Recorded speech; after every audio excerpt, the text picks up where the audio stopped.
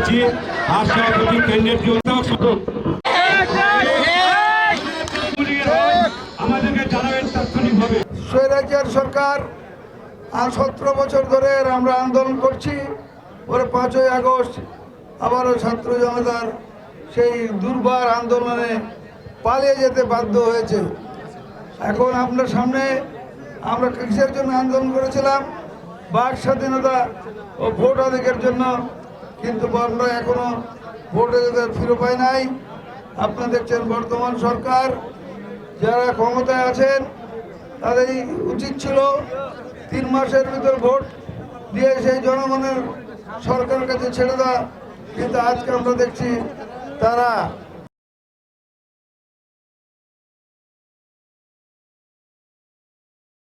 সংস্কারের নামে কালক্ষেপণ করছেন, বিভিন্ন ষড়যন্ত্র হচ্ছে। আমরা এই ষড়যন্ত্র নস্যাৎ করতে চাই। আমাদের নেতা ভারপ্রাপ্ত চেয়ারম্যান তারেক রহমান তিনি এই সংস্কারের প্রস্তাব দিয়েছেন 31 দফা। এই 31 দফার বাইরে কোনো সংস্কার নাই।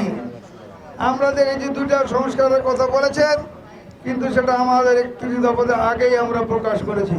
সুতরাং আপনাদের প্রতি আবারও আহ্বান জানাচ্ছি, সরকারের প্রতি আহ্বান জানাচ্ছি, অচিরেই নির্বাচন দিয়ে জনগণের হাতে ক্ষমতা দিন। বাকি সংস্কার এই নির্বাচিত সরকার এসে করবে।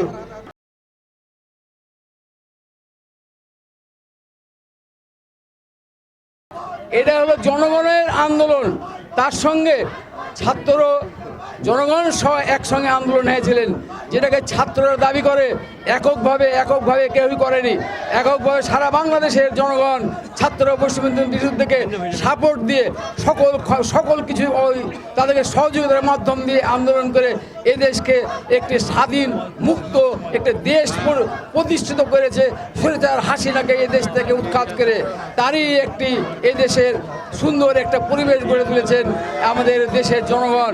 বর্তমান সরকার যে আছেন, অন্তর্বর্তী সরকারের কিছু লোক কিছু উপদেষ্টারা যারা বক্তব্য রাখছেন, ভুল বক্তব্য দিচ্ছেন।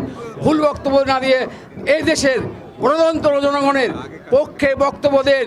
কি হবে, কি চাবে, জনগণই তার মতামত দিবে। জনগণই গণতন্ত্র রক্ষা, জনগণই গণতন্ত্রের প্রতিষ্ঠাতা। এই জিয়াউর রহমান শিখে গেছেন, জিয়াউর রহমান করে গেছেন।